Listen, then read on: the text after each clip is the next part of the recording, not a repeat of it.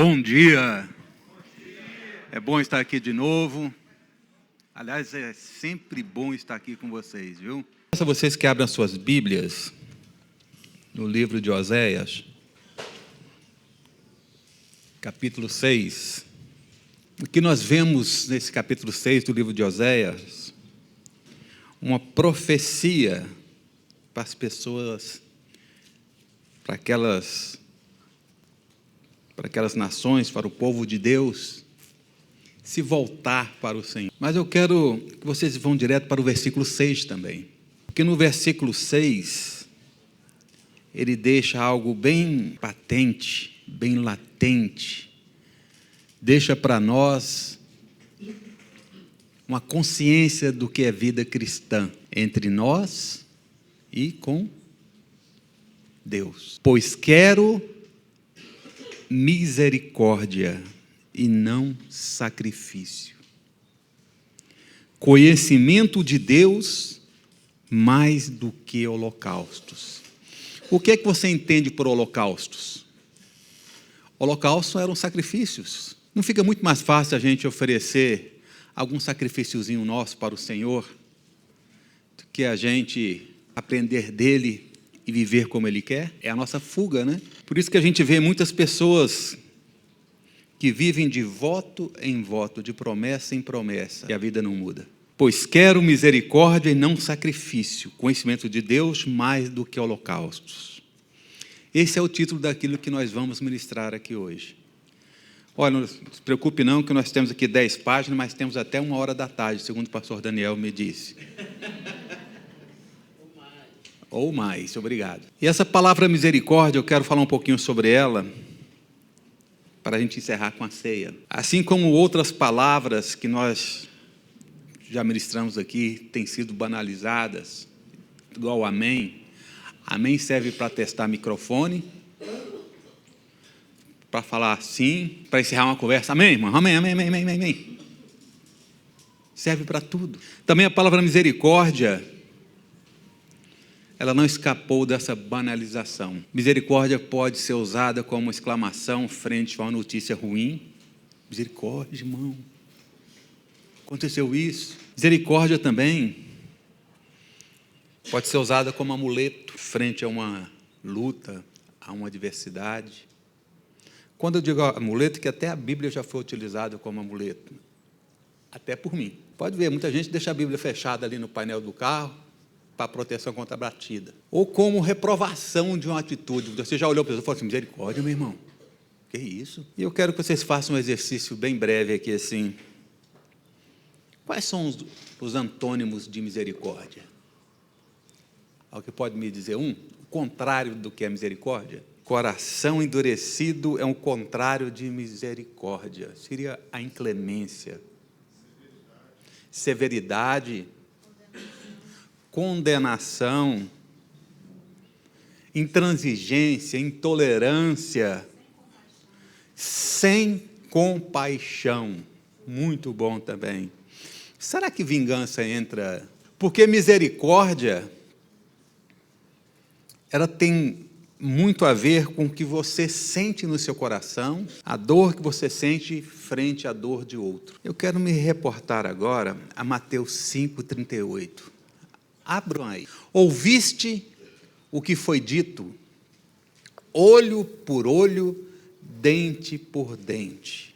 Aí na sua Bíblia, esse olho por olho, dente por dente, está entre aspas, não está? Porque aqui, quando Jesus estava na sua ministração das bem-aventuranças, aliás, ali do Sermão do Monte, essa aqui é uma parte em que ele se reporta a uma das leis mais antigas conhecida, olho por olho e dente por dente. E essa lei, ela é conhecida pelo nome latino de lex talionis. Para nós que somos do Goiás, é lei de talião mesmo. E para todos, lei de talião. E a gente pode descrever essa lei como lei da reciprocidade direta. Lei da reciprocidade direta, o quê? Bateu, levou. Essa lei aparece no Código de Hammurabi, o código de leis mais antigo que se tem conhecimento, lá dos anos de 2285 a 2242 a.C. Foi quando esse soberano Hammurabi estava reinando sobre a Babilônia. Ele foi o 6º rei sumério, nascido em Babel, da primeira dinastia babilônica dos Amoritas, e ele foi o fundador do primeiro império babilônico. E essa lei, ela se transformou em parte ética do Antigo Testamento. E pelo menos 3 vezes a gente vê essa lei explicitamente. Lá em Êxodo 21, 23 a 25, vocês não precisam abrir, fala sobre isso. Mas se houver dano grave, então darás vida por vida, olho por olho, dente por dente, mão por mão, pé por pé, queimadura por queimadura, ferimento por ferimento, golpe por golpe. Rapaz, mas era brabo ali no Velho Testamento, né? Bateu, levou igualzinho, viu? Lá em Levíticos 24, 19 a 20, também fala sobre isso. Se alguém causar defeito em seu próximo, como ele fez, assim lhe será feito. Fratura por fratura, olho por olho, dente por dente.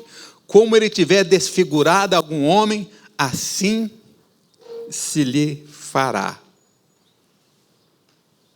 Essa era a lei.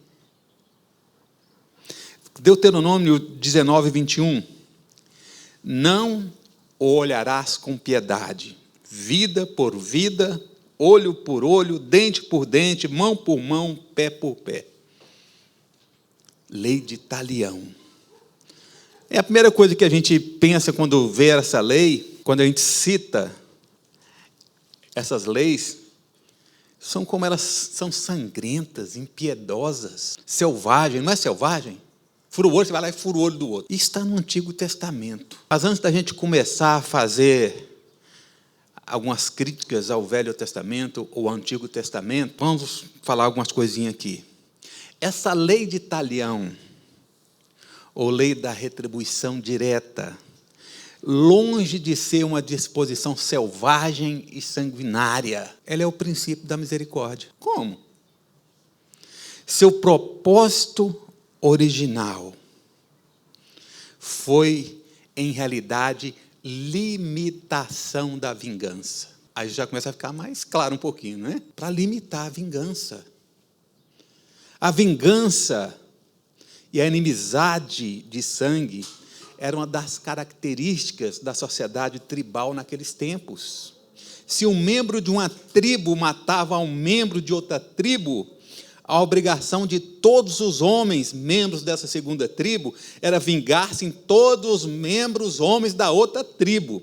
E a vingança procurada não era chegar lá só e você bateu no meu filho, deixa eu bater no seu. Não, era matar todo mundo. Como que funciona isso? Sim, a Bíblia também relata isso. Abre lá em Gênesis 4, 23 a 24. Quando Lameque está falando às suas 2 esposas, ele diz: Ada e Zilá, ouvi-me, vós mulheres de Lameque, escutai o que passo a dizer-vos. Matei um homem porque ele me feriu. Foi para riba, não foi? E um rapaz porque ele me pisou. 7 vezes se tomará vingança de Caim. Agora de Lameque, 70 vezes 7, porque comigo o negócio é mais embaixo. Está vendo como a coisa era... precisava de uma certa regra, e já existia esse código de Hammurabi. Então, ali assim, foi colocado como uma limitação para as tribos daquela época. E o povo de Deus, que estava sendo formado também, ele já sabia dessas leis. E também vivia por parte delas. Portanto, esses trechos no Antigo Testamento eram uma providência nas leis dadas por intermédio de Moisés para se ter um estatuto civil. Ninguém seria justificado em se vingar a si mesmo, pois tinham as palavras do Senhor. Olha só que o livro de Provérbios fala que vai contra essa lei. Era a lei vigente da época. Lá em Provérbios 20, 22 diz, não digas vingar-me-ei. 24, 17 diz, quando cair o teu inimigo, não te alegres. 24, 29, não digas como ele me fez a mim, assim lhe farei a ele.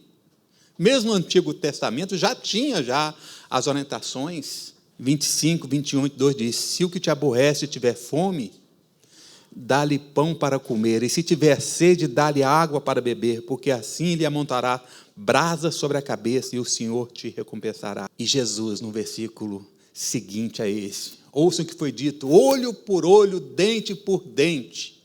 Mas lá em Mateus 5, 39, que a gente leu Mateus 5, 38, ele diz o quê? Mas eu lhes digo, não resistam ao perverso, mas a qualquer um que te ferir a face direita, volte-lhe também a outra. Interessante, né? Parece ser contraditório nós termos essas leis sanguinárias, que parecem ser sanguinárias, mas não são. A gente começa a enxergar isso sobre outra ótica. Para um povo que estava sendo educado, um povo que passou 430 anos como escravo, que não sabia nenhuma outra lei, a não ser a lei do chicote e da morte. Uma lei que o rei fala assim, mata todas as crianças. Mata todas as crianças, parece que é de 1 ano para baixo, não era isso? Mata todas as crianças. Era essa lei que eles conheciam. Ia lá e matava. Eles tinham que ficar quietinhos. Qual será que era a vontade deles, hein? Ei, mas como pegar um caboclinho desse, quando eu estiver lá em Riba, ele vai se ver comigo. Vingança. Isso aí foi acumulado durante 430 anos. Aí você pensa, gente. Talvez não durante 430 anos, mas porque enquanto José estava vivo, a história não era bem essa. Só depois que a história ficou ruim. Quando nós vemos lá em Lamentações, de Jeremias, capítulo 3, 22, diz, as causas do Senhor de não sermos consumidos são o quê, hein? As misericórdias do Senhor são a causa. Isso faz parte do atributo moral de Deus, misericórdia. As misericórdias dele são a causa de nós não sermos consumidos. Porque se fosse pela justiça, se fosse pela lei, nós já estávamos condenados, não estávamos? Mas nós estávamos condenados. Se você não sabia disso, acorde. Que nós já estávamos condenados. Antes eu fiz uma pergunta com a mesma palavra, mas também é uma afirmação. Nós já estávamos condenados em nossos delitos. Mas foi a misericórdia de Deus que alcançou a sua vida, que alcançou a minha vida, que alcançou a nossa vida. A palavra misericórdia, esse seu significado, tem tanta importância na nossa cultura, que ao longo dos tempos, quando eu digo nossa cultura do homem, em diversos locais, e aqui também, né, que ela começou a se tornar nome de casas de saúde, casa onde as pessoas alcançavam, sabe, algum favor, alguma esperança. Durante as cruzadas, o cavaleiro ele levava uma faquinha à cintura. Quando eu digo faquinha, é assim, é bem pequenininha, sabe? Fininha, para ele demonstrar pelo menos um pouco de piedade por aquele que estava sofrendo ali assim. Isso se tornou até um código entre eles, levar o golpe de misericórdia. O cara está lá sofrendo, ele chega lá e... A gente usa isso também, não usa? Muitas vezes a gente recebe o golpe de misericórdia do nosso irmão, dos nossos pais, dos nossos filhos, dos nossos amigos, e a gente usa essa palavra. E algo que é muito conhecido, hoje nem tanto, mas em alguns locais mais antigos, os hospitais são as santas casas de misericórdia. Isso aí veio disso, de uma época que aquelas casas eram tidas casas que recebiam pessoas que tinham algum conhecimento de medicina, prática até de curandeirismo, mas era conhecida como casas de misericórdia. Será que a nossa casa poderia ser chamada casa de misericórdia? Será que seria uma boa nós voltarmos a ter as nossas casas como santas casas de misericórdia? Será que as nossas casas estão fechadas para a misericórdia? Será que a nossa vida está fechada para a misericórdia? Será que a gente se contenta em fazer sacrifícios, fazer algo para o Senhor, para tapar a nossa inclemência? Então nós temos uma necessidade de entender, reconhecer, aceitar, reagir e lembrar do que é misericórdia. E se você estava com pressa, acabei a introdução. Mas eu não vou falar sobre esses temas todos não, viu? Para a gente entender o que é misericórdia, vocês não precisam ler, mas precisam se lembrar. Lá em Lucas 7, de 36 a 50, tem uma história aí, não tem? Quem se lembra dessa história? Foi quando Simão, o fariseu, levou Jesus para sua casa. E lá entrou uma mulher que não devia estar nem aqui no nosso meio também, viu? E lá ela se prostrou aos pés de Jesus e começou a lavar os pés dele com lágrimas. E essa história é muito rica em detalhes. A gente vai tentar descrever a importância de pelo menos dois. Essa cena, ela ocorre no pátio da casa de Simão, o fariseu. A casa dos ricos estavam construídas, ou eram construídas, ao redor de um pátio quadrado. Muitas vezes nesse pátio tinha um jardim, tinha uma fonte, e quando se fazia muito calor, as pessoas comiam ali naquele pátio. E no Oriente, era costume que quando um mestre, quando um rabino, ele era convidado, ele concorria a uma comida em uma dessas casas, ali entrava todo tipo de pessoas. Eles estavam livres para fazer. Porque a pessoa não podia fazer o evento fechado, ainda mais se ele queria aparecer para os outros, sabe? É um evento, olha, eu estou recebendo na minha casa o homem. Podem vir aqui sim, que vocês vão ver o tanto que eu sou importante, o cara está vindo comer aqui na minha casa. Se fosse possível até retirar uma foto com ele, né? Pousar do lado com ele para mostrar intimidade, alguma coisa. Isso explica a presença dessa mulher. Agora, quando um hóspede, ainda mais desses bem honrados, né, entrava na casa, sempre eram feitas três coisas. Esse anfitrião punha a sua mão no ombro do seu hóspede. Ele dava o beijo da paz. Esse era algo que era sempre feito, ainda mais quando era um rabino famoso. O cara tinha que mostrar isso. Outra coisa, que naquela época não tinha cimento, não tinha calçada, não tinha estrada gramada, era o quê? Terra. E os sapatos eram só solas que eram amarradas aos pés por tiras, de modo que sempre se colocava água fresca sobre os pés dos hóspedes, para limpar e aliviar, porque as pessoas vinham andando. Também queimava-se um pingo de incenso sobre sua cabeça, ou se colocava uma gota de água de rosas. As boas maneiras ordenavam que se cumprisse essas coisas, e nesse caso não aconteceu nada disso, porque o próprio Jesus disse, não foi? No Oriente também, as visitas não se sentavam à mesa, elas se reclinavam, faziam em leitos baixos, eram mesas baixinhas, apoiando-se sobre o cotovelo esquerdo e deixando livre o braço direito com os pés para trás. E durante a comida tiravam as sandálias.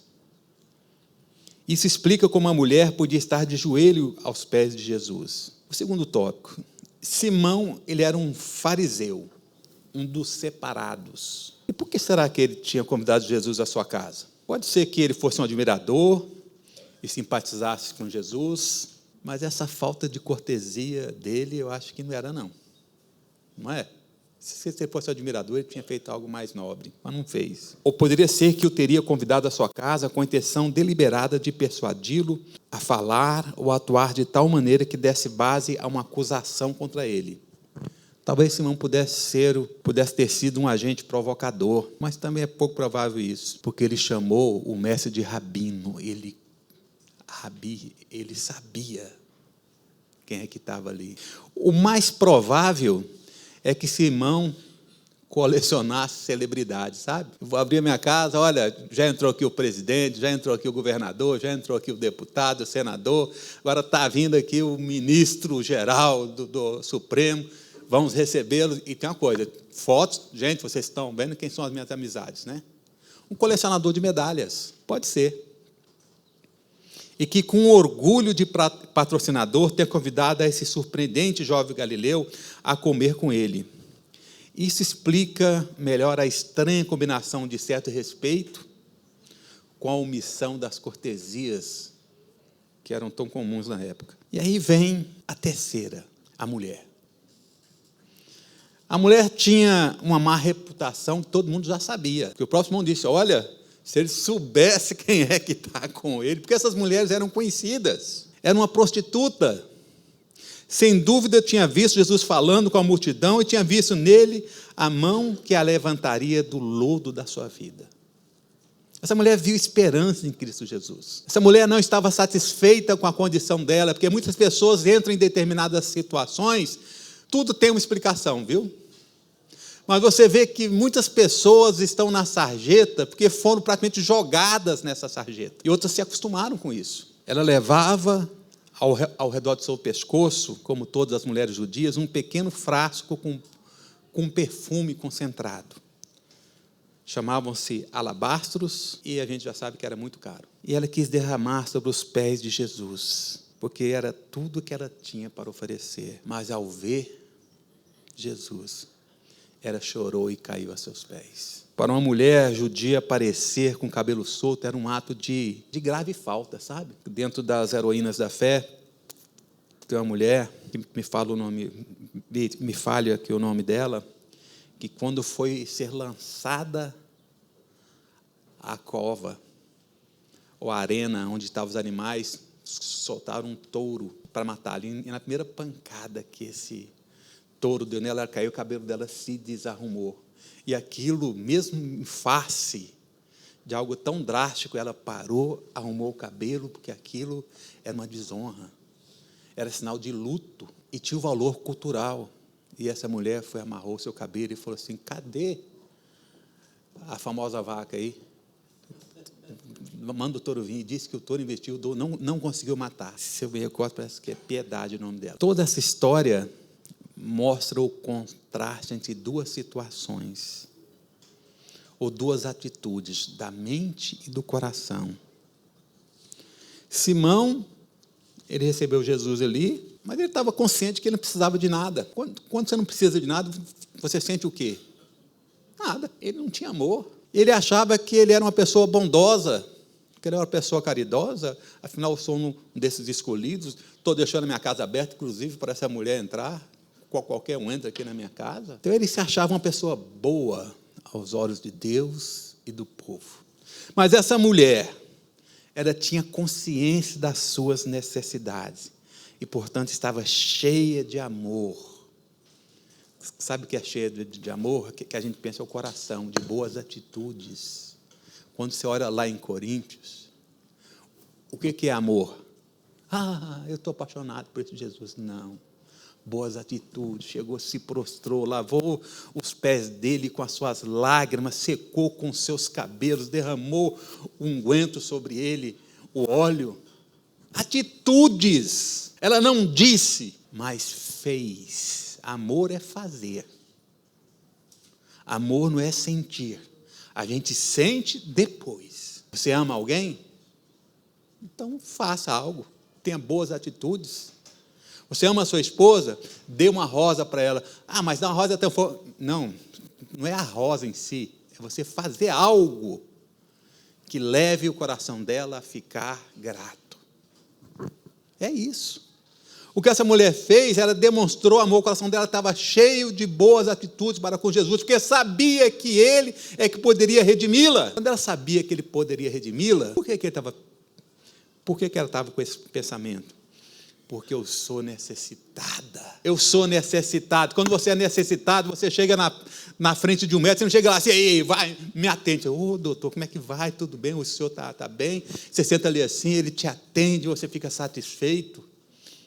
Porque se você chegar brabo lá assim, no mínimo, ele não te atende, né? Ou te dá um sossega-leão, porque você pode estar meio virado. A mulher tinha consciência de sua extrema necessidade, e, portanto, estava cheia de amor por aquele que podia dar-lhe redenção, de modo que ela recebeu o quê? Perdão. Então, daí dá para a gente começar a entender um pouquinho o que é misericórdia. A mulher se prostrou de tal maneira diante de Jesus que não tinha outra coisa para se fazer a não ser demonstrar compaixão por ela, o coração ser tocado. Você já reparou que quando a pessoa está de pé diante de você, você também se arma? Mas quando a pessoa se agacha, você automaticamente se curva também para poder auxiliar aquela pessoa. Pode cair a pessoa que for aqui no chão, senão vai aparecer todo mundo aqui na hora e vai se ajoelhar também. Mas com alguém empertigado, como é que você fica? Mais empertigado ainda. Espera aí, sei lá se esse cara vai avançar em mim. E o que essa mulher fez foi isso. Ela se prostrou diante de Deus. Então, o que é que faltou para esse homem? O que é que faltou para Simão? Reconhecimento, que é o segundo tópico. Reconhecer a sua miséria, e nós precisamos reconhecer a nossa miséria. E quanto mais a gente cresce em Cristo, mais sentimos nosso pecado. E a gente reconhece a nossa fragilidade, e o tanto que a gente é miserável, e que as misericórdias do Senhor são a causa de nós não sermos consumidos. Pessoas acham que por serem cristãos, agora acabou, agora eu sou tal. Quanto mais você crescer, mais você vai saber que você necessita, que você precisa de Deus na sua vida. E não é só você aceitar Jesus. Aceitei Jesus, pronto, agora acabou, agora posso viver a minha vida. Não, agora você não vai viver a sua vida, você vai viver a vida de Jesus. É isso que eu estou aprendendo também, viu, gente? Mas ainda chego lá. Eu quero que você aprenda isso comigo. Vamos viver a vida de Jesus? Em Lucas, capítulo 18, versículo 13, temos aqui em Lucas uma excelente narrativa da figura de dois personagens, para a gente fazer uma analogia comparativa com a nossa vida, né? Essa história, você já sabe, é o publicano que estava ali, que ele nem ousava. O publicano, estando em pé, longe, não ousava nem ainda levantar os olhos ao céu, mas batia no peito dizendo, ó Deus, sê propício a mim, pecador. Mas o outro, o que é que ele falava? Graças te dou, ó Senhor, que eu não sou como... Sabe que a gente começa a viver assim, mesmo como cristãos já velhos? Gente, olha, eu sei que eu sou pecador, mas eu não sou... Olha, eu já cresci um pouquinho, sabe, gente? Eu já estou um pouquinho longe. Hoje eu sou pastor, hoje eu sou líder, hoje eu sou ministro, sei lá. Mas aquele irmão, rapaz, o cara está lá na rabeira. Isso é mais ou menos isso que esse cara aqui diz. Esse fariseu, ele não foi orar. Ele foi contar para Deus, foi informar a Deus a respeito de tão bom que ele era, sabe? Ó Senhor, talvez o senhor não saiba, mas olha, eu faço isso. Eu sou bom. Não sou igual a esse daí, ó. Esse outro, que era um coletor de impostos, esse se mantinha afastado. Agora, amado, algo que eu tenho falado um pouco com o pastor Daniel sobre isso, mas a gente ainda vai conversar mais sobre as traduções bíblicas. Eu comecei a ler algo sobre traduções, e a gente utiliza aquela que parece ser a mais fiel, mas mesmo a mais fiel tem alguns, talvez erros, ou algo de interpretação. Mas quando eu estava estudando sobre isso, me veio aqui algo muito forte. Uma tradução chamada tradução revista. Eu estava vendo numa Bíblia, lá em casa eu tenho muitas Bíblias de estudo. Eu estava numa Bíblia que eu ganhei em 2010, fechadinha lá, sabe? Porque não é uma tradução que eu uso muito. Eu fui ler esse texto. E quando eu vi como era esse texto, eu fui perguntar para quem sabia se era isso mesmo. Olha lá no grego, vê se tem esse artigo aí. Lógico que eu não disse assim, né? Porque foi o pastor Irã. Pastor Irã, me ajuda nisso aí. Olha aí, veja se tem um artigo aí. Ele procurou lá e falou, tem um artigo sim. As versões comuns não fazem justiça à humildade desse homem. Desse outro que falou assim, olha, Senhor, eu nem ousava. Esse homem, ele não disse ser propício a mim. Em algumas traduções fala um pecador, outros fala só pecador. Tem um artigo definido aí no meio. Ser propício a mim, o pecador. Gente, não faz uma diferença um artigo definido, porque se é um, eu sou mais um. Ser propício a mim, Deus, um pecador, Senhor. Nós somos pecadores, todos nós aqui, sabe? Eu sou mais um aí nessa lista, Senhor. Eu sou tão pecador quanto meu irmão. Quando a gente está bem humilde, né? Mas esse aqui, olha, eu sou o pecador. Assim como esse homem é o tal, ele é o cara. Ele chegou assim, olha, eu não sou igual a esse daí, porque eu sou isso, eu sou aquilo. Ele falou, não, eu sou o pecador. Olha, eu quando vi isso, eu falei, Senhor, tanto que um artigozinho faz diferença quando a gente quer. Porque se você mostrar que, não, mas não, pecador, é a mesma coisa, não é. Não é, e eu vou te mostrar que não é. A oração dele foi, ser propício a mim, o pecador. Essa versão no grego, como se não fosse realmente, ou como se não fosse meramente um pecador, sim um pecador por excelência. E Jesus disse, e foi sua oração penitente, depreciativa, a que ganhou a aceitação de Deus. Reconhecimento. Se você não reconhecer que você necessita, você não vai dizer isso. Porque a gente sempre tem méritos. Gente, eu sou uma pessoa cheia de méritos. Pelo menos eu me considero. E quando alguém não considera, eu fico aborrecido. Mas isso não acontece com vocês também, graças a Deus. Ah, Jesus. Deixa aqui para frente um pouquinho. Nenhum orgulhoso pode orar, viu, amados? Ele pode falar, mas orar é complicado. Ah, mas eu não sabia disso, Wilson. Agora você sabe, agora você está sem desculpa. Igual eu fiquei. Ou não? Até então você era mais um. Mas agora eu duvido que você vai deixar de se reconhecer como o. Às vezes a gente se compara, igual esse publicano, esse fariseu, chegou e falou assim, olha, eu não sou igual a esse.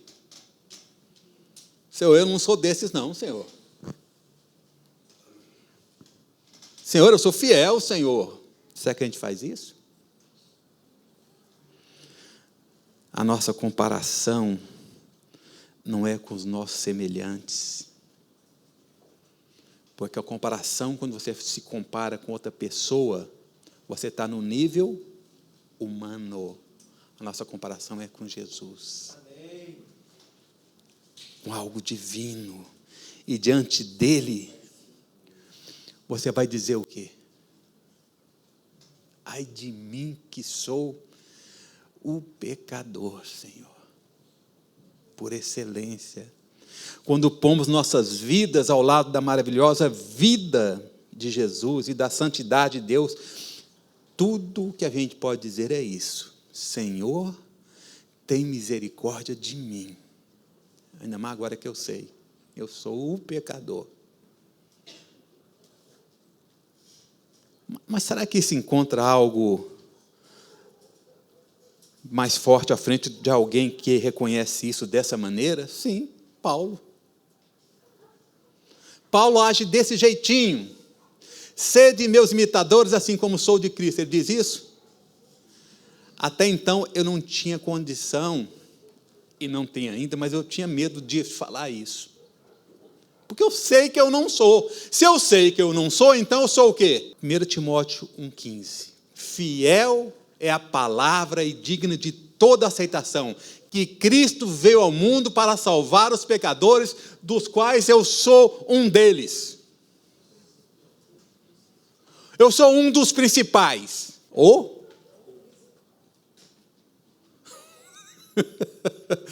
Paulo, é por isso que a gente fala tanto de Paulo, né? Eu sou o principal. Mas que isso, Paulo? Pelo amor de Deus. Você não pode ser o principal, não, porque senão, aonde que eu fico? Eu sou o principal. Se você não reconhecer, meu irmão, nada vai acontecer. Eu já testemunhei isso aqui. Eu só aceitei Jesus.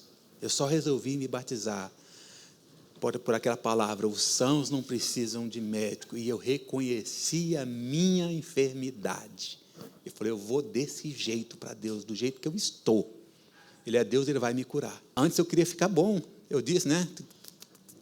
Deixa eu sarar, sabe como é que é? Deixa eu parar de fumar, de beber e tudo. Deixa eu ter uma vida boa, para quando chegar Jesus, eu me apresentar a Ele assim: olha, Senhor, eu não sou igual aos demais, não. Eu estou aqui porque eu vim por amor, sabe? Eu vim porque eu te conheci, essas coisas, tal, tal. Por quê? Porque eu não sou de uma classe mais baixa, sabe? Eu sou de uma classe mais alta, um pouquinho. Orgulho. Mas eu tive que submeter o meu orgulho à mão de Deus. Falei: eu vou do jeito que eu estou, Senhor. Eu necessito de uma cura. Talvez não com tanta veemência igual tem agora, mas com fé no coração. Eu creio que essa mulher foi a mesma coisa. Chegou ali perante aquele Jesus, simplesmente chorou ali nos seus pés e fez algo, atos, tomou atitude. Mas para isso a gente precisa aceitar essa misericórdia de Deus sobre a nossa vida. A gente, quando conhece Jesus, a gente não continua da mesma maneira que a gente está, porque a gente toma passos na nossa vida. Eu morava aqui nesse bloco azul, aqui, ó, a 3 blocos, aqui na 8B. Morava ali quando o Senhor me alcançou. E mandaram eu congregar lá na 305 Sul. Nem carro eu tinha. Falei: meu Deus do céu, eu não vou nada. E duro que ele queria que eu fosse 2 vezes por semana. E queria que eu fosse cedo e de noite no domingo, 3 vezes. Eu falei: rapaz, eu já trabalho aqui, eu já quero ficar escondido lá no meu canto, porque naquela época era longe. Hoje é perto, mas na época era longe. Ainda menos para quem vinha de ônibus. Era longe. Mas Deus providenciou tudo. Agir, tomar decisão na sua vida, meu irmão. Quando a gente não age, algumas coisas acontecem. Mateus 18, 33. Mateus 18, 33. Vocês conhecem essa frase, não conhecem? Não devias tu igualmente compadecer-te do teu conservo, como também eu me compadeci de ti? Lembra? Do credor incompassivo? Que não tinha compaixão, não tinha misericórdia, com ele não tinha perdão, era lei. Amados, a misericórdia e o perdão são gêmeos quase idênticos. Depois eu quero a ajuda dos médicos aí, daqueles que entendem, até porque foi o que eu consegui falar. Eu não sei se... Aliás, eu queria colocar gêmeos siameses, mas foi rapaz, mas tem não fica bom, né? Gêmeos estão sempre próximos um ao outro, Sem a misericórdia não haverá perdão. Perdão sem misericórdia não existe. Sem misericórdia não há perdão. E nessa parábola fala aqui desse homem que recebeu uma premiação. E aí vem, deixa eu só comparar aqui essa premiação. Essa premiação diz que esse servo devia 10.000 talentos ao seu senhor.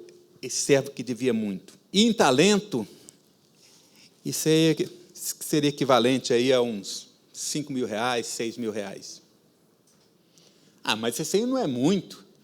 Olha, quando mudou a moeda para real, o dólar valia 84 centavos, não sei se vocês se lembram. 84 mil. Aqueles que são mais novos não sabem disso, não. O dólar valia 84 centavos. O real ficou lá, um real, você comprava mais de $1. Hoje você precisa de quase R$6 para comprar $1. Tem tanto tempo assim, gente? 28 anos. Há 28 anos atrás, muitas pessoas começaram a comprar carro em dólar aqui no Brasil. Sim, consórcio em dólar. Logo o governo teve que intervir, porque o dólar passou e o pessoal não dava conta mais de pagar a prestação. Então, aqui, olha, esse $560, ou esses 5, 6 mil reais, era equivalente isso a um talento, e ele devia 10.000. Quanto será que esse cara devia, hein? Dinheiro demais. Para vocês terem ideia, era superior ao orçamento total da província inteira o que ele devia. Esse orçamento que correspondia a Idumeia, Judéia e Samaria, era só 600 talentos. De uma região rica como a Galiléia, isso aí correspondia a 300 talentos. Aí você pensa, o cara deve uma dívida que é quase que o resgate de um rei, ou mais, e ele foi perdoado. Aí chega o outro, que devia 100 denários.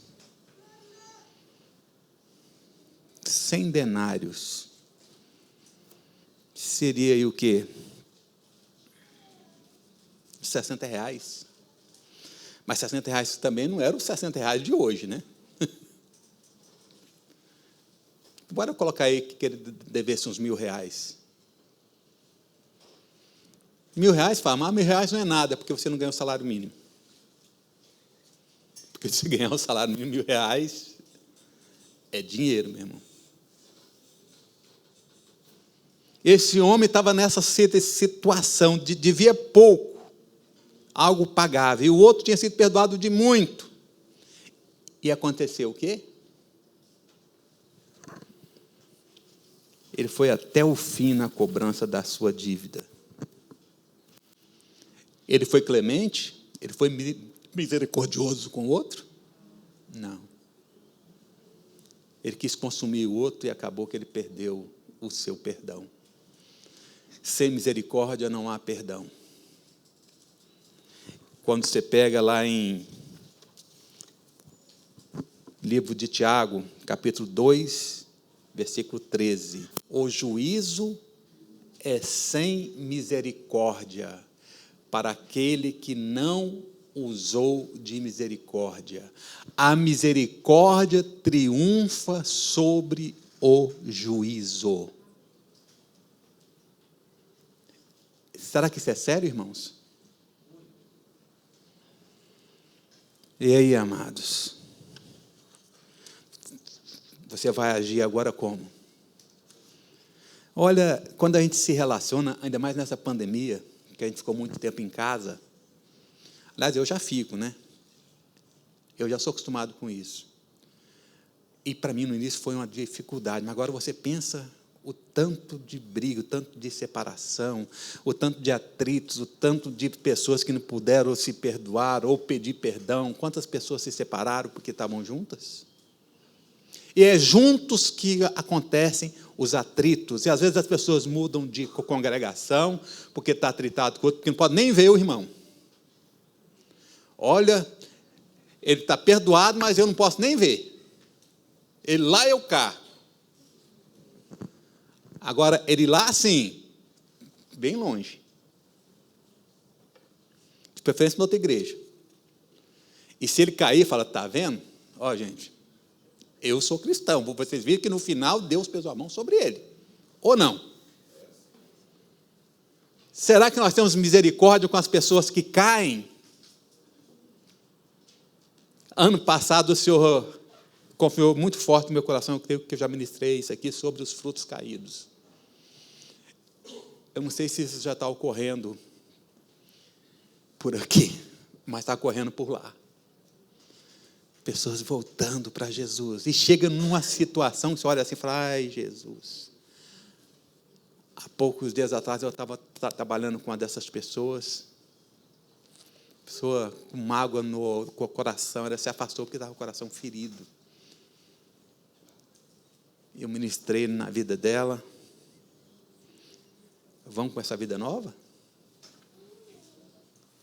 Vamos começar a vida nova? Vamos. Porque você está amarrado, você está preso. Você está preso. Vamos aguardar os frutos.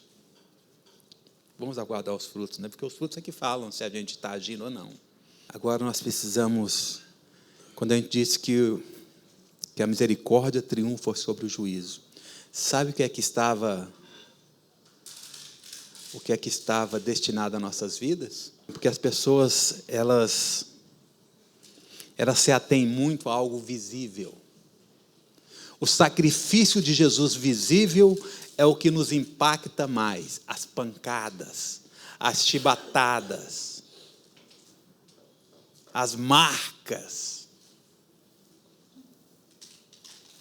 a morte de cruz. De fato ele sofreu. Ele foi humilhado humanamente, porque foi morto ali assim, como se fosse um bandido, coisa que ele não era. Morte, foi vilipendiado ali, olha. Da mesma maneira que as pessoas só sentem medo do inferno, se a gente falar que o inferno tem fogo, ferrão, tem o bicho chifrudo lá, sabe? Porque senão as pessoas não caem em si. A gente precisa de algo visível para trazer temor ao nosso coração. Mas Jesus, quando foi crucificado ali assim, quando ele morreu por minha culpa, por sua culpa, todos os meus pecados, todos, até os que eu vou cometer, e você também, todos os nossos pecados do mundo todo estavam sobre ele. Ali o homem, o Adão, estava sendo redimido novamente diante de Cristo, diante de Deus, e ali aquele homem Adão ali assim, ele foi afastado de Deus.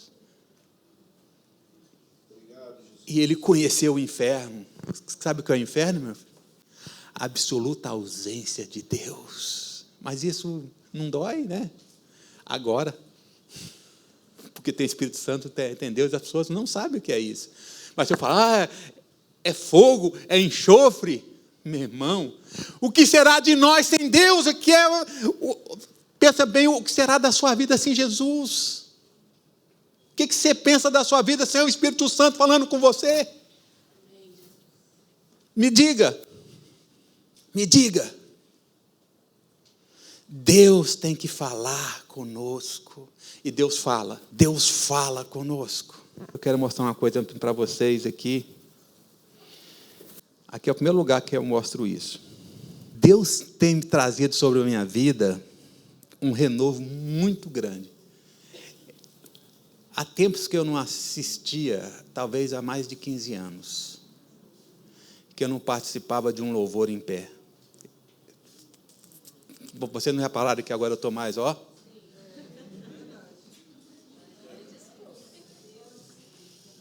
Milagre de Deus na minha vida. Eu posso testemunhar isso daí. E Deus vem fazendo milagres na minha vida dia após dia. Eu fui curado da coluna, viu? há cerca de uns mês e meio atrás, eu estava em Paraupebas, caí da cama lá no hotel. Falei, agora lascou, né? Porque aí com o corpo dentro, eu falei, rapaz, será que meu milagre foi embora? Aí eu tomei um Dorflex quando cheguei aqui em casa, perfeito de novo. Eu falei, rapaz, mas... Gente, Deus faz. Oi, pastor Wilson, tudo bem? Aqui é o Felipe Fernandes. Olá, Felipe, boa tarde. Oi, pastor, tudo jóia? Eu sou o Felipe, sou filho do pastor Claudemiro. Não sei se o senhor se recorda.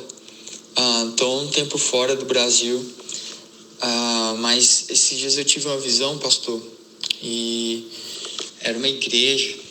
E estava acontecendo um avivamento, um derramamento do Espírito Santo muito intenso. E eu via muitos adolescentes, jovens, especialmente crianças, adorando, chorando, se prostrados assim no altar, levantando as mãos, adorando a Deus. E a presença de Deus era muito forte naquele lugar. E o Senhor estava na frente com o microfone, falando, orando, ministrando. E depois de um tempo, eu estava orando e Deus me deu uma palavra para entregar para o Senhor. E Deus falava assim, não impeça o derramamento do meu Espírito na igreja. Pastor, eu amo a sua vida. Não sei se isso vai fazer sentido para o Senhor, mas que o Senhor possa te abençoar a igreja. E estou com muita saudade de vocês, tá bom? Vocês moram no meu coração. Será que Deus fala com a gente? Meu irmão, os milagres começam a acontecer na nossa vida, sabe quando? Quando a gente começa a conhecer de Deus. Misericórdia quero mais do que holocaustos e sacrifícios. E conhecimento de Deus, e esse conhecimento traz peso para a nossa vida. Por isso que eu digo, quando falo assim, ô pecador, para mim, eu falei, Jesus, agora sou eu mesmo. Eu sou pior do que todo mundo. Por quê? Porque eu sei. E você também sabe, meu irmão, porque você está sendo inexcusável, porque os dias são maus. E a gente não vai poder alegar ignorância, não. E a oportunidade que nós temos agora, amados, está ali, ó, a nossa misericórdia. Ó. A nossa misericórdia está ali, ó. Mesmo sabendo que nós somos pecadores, que nós somos os tais, porque agora a gente conhece mais do que os outros. Se eu conheço mais, eu preciso viver mais. Antes eu não soubesse. Agora eu sei. E você sabe também. Como que nós vamos participar da ceia, amados? Como você vai participar da ceia? Tem um corinho antigo. Diz assim, enquanto eu calei os meus pecados. Me ajudem, porque eu não sei cantar. De tão cansado, porque a tua mão pesava sobre mim, e o meu vigor chegou ao fim.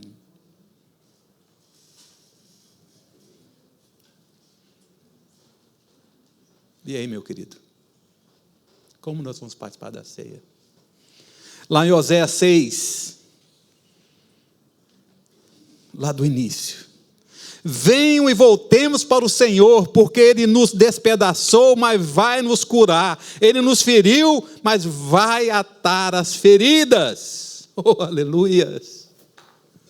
Como é que está a sua vida, meu irmão? Vamos ficar de pé.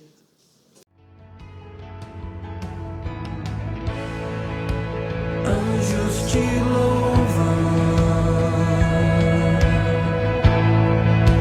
os anciãos se prostram.